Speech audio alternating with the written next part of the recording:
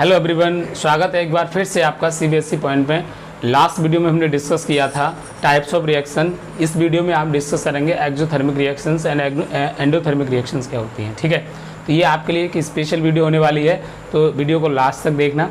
चलिए हम स्टार्ट करते हैं एक्सोथर्मिक रिएक्शन क्या होती हैं। ठीक है, एक्सोथर्मिक रिएक्शन जनरली एक्सोथर्मिक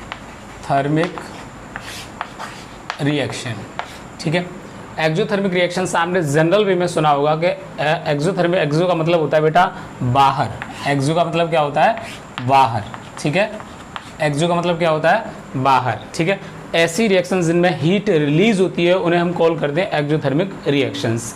तो हम जनरली बोल सकते हैं जो हीट निकलती है, जो एनर्जी रिलीज होती है वो हीट फॉर्म में हो सकती है, हीट फॉर्म में हो सकती है। एनर्जी इलेक्ट्रिसिटी फॉर्म में हो सकती है, इलेक्ट्रिसिटी। एनर्जी लाइट फॉर्म में हो सकती है, एनर्जी साउंड फॉर्म में हो सकती है, एक्सेट्रा, ठीक है ना। ऐसी रिएक्शंस जिनमें एनर्जी रिलीज होती है उन्हें हम एक्सोथर्मिक रिएक्शन कॉल करते हैं। इस तरह से हम एक और टर्म में देख सकते हैं, the change in enthalpy is negative. Exothermic reactions होती हैं उनकी एंथैल्पी कैसी होती है, नेगेटिव होती है। इस एंथैल्पी वर्ड का मतलब क्या होता है, इस एंथैल्पी वर्ड का मतलब होता है H = U + PV। यहाँ पर ये हीट हो जाता है, ठीक है। इसे हम कॉल करते हैं इंटरनल एनर्जी। इसे प्रेशर बोलते हैं, प्रेशर, इसे वॉल्यूम, ठीक है। तो ऐसी रिएक्शन जिनमें हीट एनर्जी रिलीज होती है उन्हें हम एक्सोथर्मिक रिएक्शन कॉल करते हैं, ठीक है। एग्जाम्पल के लिए आपने देखा होगा रेस्पिरेशन को एक्सोथर्मिक रिएक्शन बोलते हैं। जैसे जो फूड होता है बेटा वो ऑक्सीडाइज होता है और ऑक्सीडाइज होने के बाद कार्बन डाइऑक्साइड का फॉर्मेशन करता है, वाटर वेपर का फॉर्मेशन करता है और साथ में एनर्जी रिलीज करता है। देखिए किस तरह से फूड ग्लूकोज फॉर्म में होता है C6H12O6।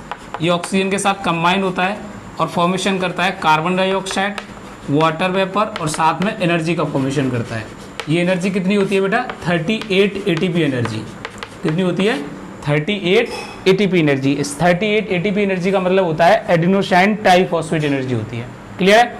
तो और भी बहुत सारे एग्जांपल ले सकते हैं, जैसे बर्निंग ऑफ कोल ले सकते हैं हम। तो कार्बन प्लस ऑक्सीजन की प्रेजेंट में जलता है तो कार्बन डाइऑक्साइड रिलीज होती है, ठीक है। और भी बहुत सारे ले सकते हैं, जैसे कि न्यूक्लियर फिजन में जितनी भी रिएक्शंस होती हैं वो सारी एक्सोथर्मिक रिएक्शंस होती हैं, ठीक है। इस तरह से हम बहुत सारे एग्जाम्पल ले सकते हैं। और देखिए मीथेन गैस को जब ऑक्सीजन की प्रेजेंट में जलाया जाता है तो कार्बन डाइऑक्साइड रिलीज होती है और वाटर निकलता है, ठीक है। और साथ में हीट रिलीज होती है, मतलब एनर्जी रिलीज होती है। बात समझ में आ रही है। तो एक्सोथर्मिक रिएक्शंस को हम इस तरह से डिफाइन कर सकते हैं, ठीक है। अभी देखिए आप इसका स्क्रीनशॉट ले लीजिए। अभी मैं डिस्कस करूंगा एंडोथर्मिक रिएक्शन। चलिए अब डिस्कस करते हैं हम एंडोथर्मिक रिएक्शन, ठीक है। Endothermic reaction.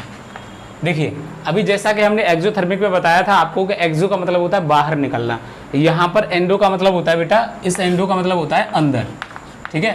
तो ये वर्ड आप अच्छे से याद कर लेना कि एक्सो मतलब जैसे एग्जिट होता है ना, बाहर की तरफ जाना, तो इसी तरह से एक्सो का मतलब है बाहर और एंडो का मतलब क्या होता है अंदर।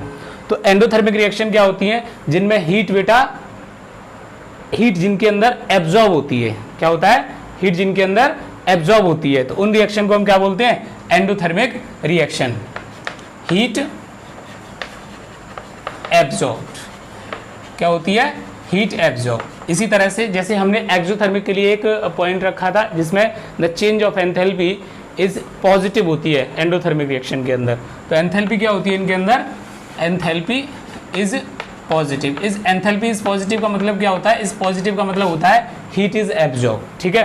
तो इन रिएक्शन के अंदर होता क्या है कि हीट इन्वॉल्व होती है, हम ऐसे कह सकते हैं एब्जॉर्ब होती है, जबकि एक्सोथर्मिक रिएक्शन के अंदर हीट इवॉल्व हो रही थी, हीट रिलीज हो रही थी। देखिए एग्जाम्पल के लिए हम ले सकते हैं, जैसे सनलाइट का एग्जाम्पल लेता हूं मैं। सनलाइट प्लांट क्या करते हैं, कार्बन डाइऑक्साइड की मदद से और वाटर की मदद से, ठीक है ना। और सनलाइट की प्रेजेंट में क्लोरोफिल प्लांट के अंदर प्रेजेंट रहता है, लीफ में एक पिगमेंट है और इसकी मदद से फॉर्म करता है प्लांट C6H12O6 जिसे हम बोलते हैं ग्लूकोज, और साथ में बनाता है बेटा ऑक्सीजन, जो प्लांट के लिए एक बेस्ट की तरह काम होता है, ठीक है ना, बेस्ट होता है प्लांट के लिए। क्लियर है? तो ये भी क्या है, देखिए जिसमें हीट क्या है, सनलाइट क्या है, एनर्जी तो है सनलाइट, ठीक है, तो एनर्जी इन्वॉल्व हो रही है इसके अंदर, एब्जॉर्ब हो रही है। इसी तरह से और भी बहुत सारे एग्जांपल ले सकते हैं, जैसे कैल्शियम कार्बोनेट, ठीक है, कैल्शियम कार्बोनेट जब इसे हीट प्रोवाइड कराई जाती है तो calcium oxide plus carbon dioxide release होता है, ठीक है। इसी तरह से हमने टाइप ऑफ रिएक्शन में डिकम्पोजिशन रिएक्शन पढ़ी थी, तो मोस्टली डिकम्पोजिशन रिएक्शन कैसी होती है, वो एंडोथर्मिक रिएक्शन होती है, और मोस्टली बेटा कॉम्बिनेशन रिएक्शन को हम कॉल करते हैं एक्सोथर्मिक रिएक्शंस। कुछ डिस्प्लेसमेंट रिएक्शन भी आपकी एक्सोथर्मिक रिएक्शन आपको देखने के लिए मिलेंगी, ठीक है। इसी तरह से लीड